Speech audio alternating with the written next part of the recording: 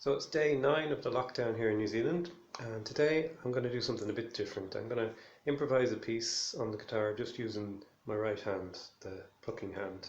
I have a little bit of strain in the left hand today, so I'm just going to rest it.